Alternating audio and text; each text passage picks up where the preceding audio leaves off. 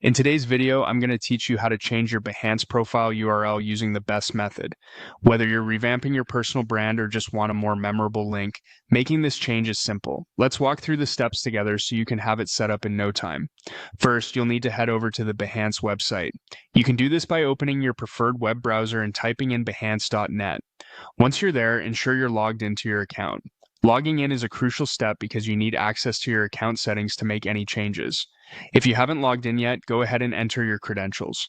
Once you're on the Behance homepage, look towards the top right corner of the page and click on your profile icon. This will bring down a menu where you'll see an option labeled Settings. Click on Settings to proceed. The Settings page is where you can manage various aspects of your Behance account, including updating your personal information and changing your profile URL. Now, on your settings page, keep an eye out for a section that refers to your Behance URL.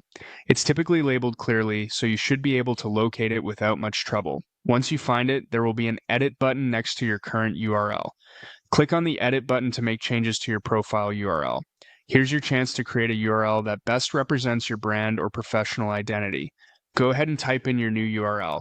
It's a good idea to choose something succinct yet distinctive, making it easy for others to remember and find. Keep in mind that if the URL you've entered is already taken, Behance will prompt you to choose another one. So you might need to try a few variations before you find one that's available. After you've entered a URL that works for you, simply click on the Apply button. It's important to note that these changes won't take effect until you do this, so don't forget this step. By hitting apply, you're essentially telling Behance that you're happy with your new URL choice. Lastly, a confirmation message or dialog box will likely appear, asking you to click OK to finalize the change.